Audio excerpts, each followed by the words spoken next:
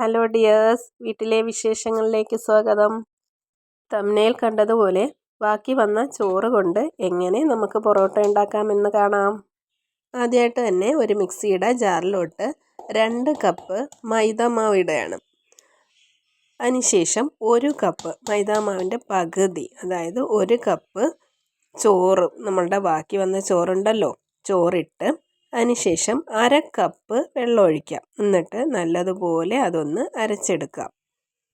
നിങ്ങൾക്ക് വേണമെങ്കിൽ ആദ്യം ചോറൊന്ന് അരച്ചെടുത്തതിന് ശേഷം ഇരട്ടി മൈദാമാവ് ഇട്ടാൽ മതി. ഞാൻ അങ്ങനെ ഒന്നിച്ചിട്ട് പോയി, എങ്കിലും കുഴപ്പമില്ല, ഞാൻ നല്ലതുപോലെ ഒന്ന് അരച്ചെടുത്തിട്ടുണ്ട്.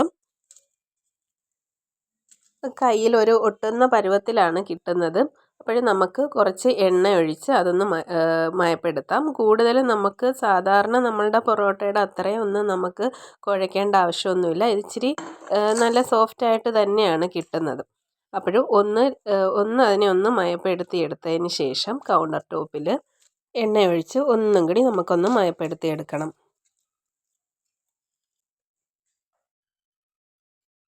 ഇതിനകത്തോട്ട് ഞാൻ സോഡാപ്പൊടിയൊന്നും ചേർത്തിട്ടില്ല. സാധാരണ നമ്മൾ സോഡാപ്പൊടി ഇടാറുണ്ടല്ലോ, നിങ്ങൾക്ക് വേണമെങ്കിൽ ചേർക്കാം.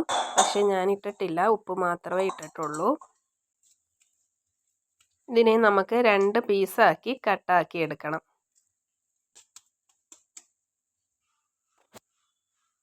നമുക്ക് പരത്തിയെടുക്കാനൊക്കെ ഉള്ള എളുപ്പത്തിന് വേണ്ടിയാണ് 2 പീസാക്കുന്നത്. ഇനി നമുക്ക് ഇതിനെ ഒന്ന് പരത്തിയെടുക്കണം. അപ്പോൾ ഒരു ചപ്പാത്തിയുടെയൊക്കെ ഒരു തിക്നെസ് ഉണ്ടല്ലോ, ആ തിക്നെസ്സിൽ ഒന്ന് പരത്തിയെടുത്തതിന് ശേഷം നമുക്ക് അതിൻ്റെ മുകളിൽ കുറച്ച് എണ്ണയും തടവി കുറച്ച് പൊടിയും കൂടി ഇട്ട് അതിനെ ഒന്ന് ഞാൻ ചുരുട്ടിയെടുക്കുന്നത് കണക്ക് ഒന്ന് ചുരുട്ടിയെടുക്കുക.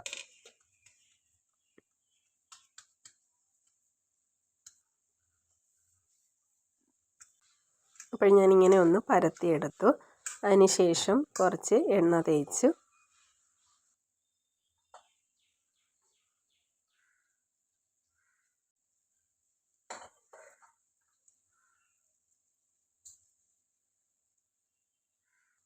പൊടിയും വിതറി. ഇപ്പം ഞാൻ ആദ്യത്തെ ഡോ എടുത്തത് ഇച്ചിരി നൈസായിപ്പോയി, അതുകൊണ്ട് എനിക്ക് ചുരുട്ടി എടുത്തപ്പം പാടായിരുന്നു. അപ്പോൾ രണ്ടാമത്തെ ഡോ ഞാൻ കറക്റ്റായിട്ട് ഇച്ചിരി തിക്നെസ്സിലെടുത്തത് കൊണ്ട് നല്ലതുപോലെ എനിക്ക് ചുരുട്ടിയെടുക്കാൻ പറ്റി. ഇനി ചുരുട്ടിയെടുത്തതിന് ശേഷം അതിനെ നമുക്ക് ഒരു പിച്ചാത്തി കൊണ്ട് ഞാൻ കണ്ടിക്കുന്ന കണക്ക് ചെറിയ ചെറിയ പീസുകളാക്കി എടുക്കുക.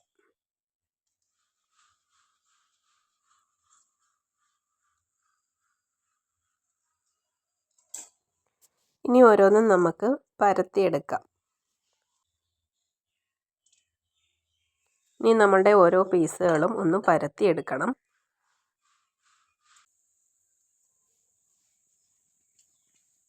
സാധാരണ പൊറോട്ട ഉണ്ടാക്കുന്ന പോലെ ഒരു പാട് നമുക്കിതിനില്ല. അപ്പോഴും നമുക്ക് കൂടുതലിട്ട് അയക്കുകയോ ഒന്നും വേണ്ട. നമുക്ക് ഇങ്ങനെ വളരെ സിമ്പിളായിട്ട് ഉണ്ടാക്കിയെടുക്കാം. ഇനി നമുക്ക് അതിനെ ഒന്ന് അങ്ങോട്ടും ഇങ്ങോട്ടും തിരിച്ചിട്ട് ഒന്ന് മൊരിയിച്ചെടുക്കാം. നല്ല ലെയറൊക്കെ ആയിട്ട് ഉള്ള ഒരു പൊറോട്ടയാണ്. നമുക്ക് സാധാരണ ചെയ്യണമെങ്കിൽ തലേന്ന് കുഴച്ച് വെക്കണം, പിന്നെ കൂടുതൽ നേരം വെയിറ്റ് ചെയ്യണം, സമയം എടുക്കണം. ഇത് ഞാൻ അരമണിക്കൂർ കൊണ്ട് ഉണ്ടാക്കിയെടുത്തതാണ്. നല്ല കണ്ടോ, നല്ല ലെയറുണ്ട്. എല്ലാവരും ഒന്ന് ട്രൈ ചെയ്ത് നോക്കുക. നല്ല ടേസ്റ്റോടുകൂടി നമുക്ക് കഴിക്കാവുന്നതാണ്. എല്ലാവരുടെയും പോസിറ്റീവായിട്ടുള്ള കുറേ കമൻസുകൾ ഞാൻ വായിക്കാറുണ്ട്. കഴിയുന്നതും എല്ലാവർക്കും ഞാൻ റിപ്ലൈ തരാറുണ്ട്. അതുപോലെ എല്ലാവരുടെയും സപ്പോർട്ട് ഇനിയും ഞാൻ പ്രതീക്ഷിക്കുന്നു. സബ്സ്ക്രൈബ് ചെയ്യാതെ കാണുന്നവരുണ്ടെങ്കിൽ ഒന്ന് സബ്സ്ക്രൈബ് ചെയ്യണേ.